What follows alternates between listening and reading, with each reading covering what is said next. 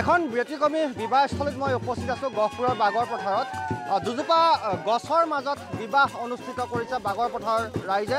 মোৰ সহযোগীয়ে দেখাব এয়া হৈছে গছ, আৰু কি গছ আচলতে আমি সকলোখিনি কথা পাতিম। প্ৰথমে দেখাইছোঁ এই দুজোপা গছ, আৰু দুজোপা গছৰ মাজত বিবাহ অনুষ্ঠান সম্পন্ন কৰিছে।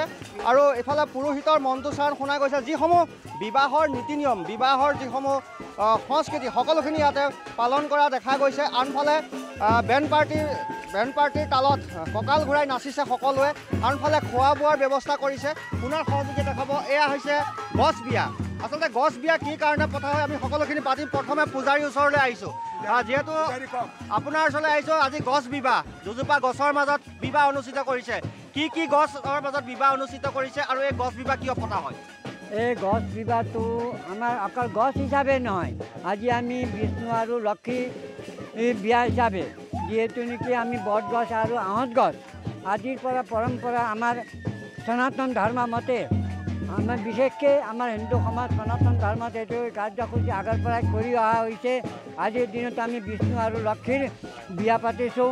তাকে আমাৰ কিয় পতা হয় এই গছ বিবাহ? গছ বিবাহ কিয় পতা হয় মানে, যেতিয়া নেকি আমি দুজোপা যেনেকুৱা এটা কিছুমান ঘৰৰ পৰা দৰা কইনা হিচাপে আমি ব্যৱহাৰ কৰোঁ, কাৰণ দুজোপা গছ বিষ্ণু আৰু লক্ষী আমাৰ পৰম্পৰা হিচাপে খোৱা গৈছে আমাৰ ধৰ্মশাস্ত্ৰ মতে। গতিকে আমি সেই ধৰ্মশাস্ত্ৰ মতে দুজোপা গছৰ ডাল যেতিয়া আমাৰ খালখনি হোৱা যায়, তেতিয়া আমি তেওঁলোকৰ বিয়া পাতোঁ। নিশ্চয় সহযোগীয়ে দেখাব এয়া হৈছে বিবাহৰ নীতি নিয়ম। আনফালে সচৰাচৰ এখন বিবাহ অনুষ্ঠানত যেনেদৰে আনন্দ ফূৰ্তি কৰে, যিবিলাক নীতি নিয়ম সকলোখিনি পালন কৰে, আৰু এনেদৰে এইসমূহ ৰাইজে তেওঁলোকে বেণ্ড পাৰ্টি তালে তালে নচা দেখা গৈছে। সকলোৱে কঁকাল ঘূৰাই নাচিছে।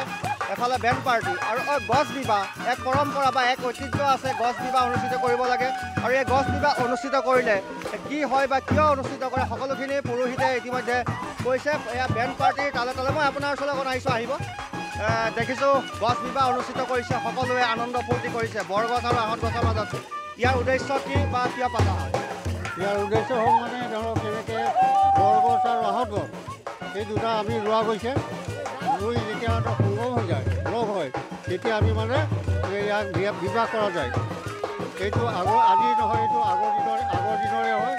এইটো আমাৰ সনাতন ধৰ্মত এইটো আছে, আৰু ইয়াত যিমানখিনি আমাৰ নেপালী বঙালী আছে সকলোৱে মিলি পেলাই প্ৰত্যেক বছৰে কৰা যায় এনেকৈ।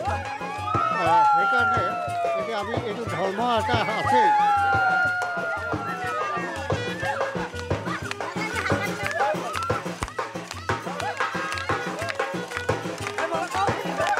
সকলোৱে আনন্দ কৰিছে, ফূৰ্তি কৰিছে। এইফালে বেণ্ড পাৰ্টি, আমি যদি অকণ বেণ্ড পাৰ্টি দেখাই দিব পাৰোঁ ভাল হ'ব। এনেদৰে বেণ্ড পাৰ্টিৰ তালে তালে সকলোৱে কঁকাল ঘূৰাই নাচিছে, প্ৰাণ ঢালি নাচিছে। আৰু ভিতৰ ভাগলৈ আমি দেখাম, তাত খোৱা বোৱাৰো ব্যৱস্থা কৰা হৈছে। সকলোখিনি যিখিনি বিবাহ অনুষ্ঠানলৈ অতিথি আহিব, সকলোবিলাকক আপ্যায়ন কৰিব তেওঁলোকে, আৰু ইয়াতে আপ্যায়নৰ ব্যৱস্থা ৰাখিছে। সকলো ধৰণৰ যিসমূহ আপ্যায়নৰ প্ৰয়োজন সকলোবিলাক ইয়াত তেওঁলোকে ৰাখিছে। ৰুটি বেলি আছে, চব্জি কটাই চব্জি কাটি আছে, আৰু ৰান্ধি আছে। এনেদৰে সকলোবিলাক এখন বিবাহ অনুষ্ঠানত যিখিনি প্ৰয়োজন হয় সকলোবিলাক ইয়াতে আয়োজন কৰিছে। আৰু এনেদৰে গহপুৰৰ বাগৰ পথাৰত আজিৰ দিনটোত খুব ফূৰ্তি, সকলো পুৱাই ওলাই আহিছে গছ বিবাহত অংশগ্ৰহণ কৰিবলৈ। আৰু সকলোখিনি কথা আচলতে গছ বিবাহ কিয় পতা হয় বা গছ বিবাহৰ উদ্দেশ্য কি সকলো ইতিমধ্যে কৈছে। আৰু এনেদৰে সকলোৰে মাজত ব্যাপক উৎসাহ আনন্দ। ৰুটি ৰাতিপুৱাৰ পৰা তেওঁলোকে ইয়াৰ ৰুটি বেলি আছে। কিমান সময়ৰ পৰা বেলি আছে? 1 ঘণ্টামান হৈ গ'ল। আহিছে, ভাল লাগিছে। কিমান ৰুটি বেলিলে এতিয়ালৈকে? বহুত ৰুটি বেলিলে, 300-400 মানেই হৈ গ'ল চাগে।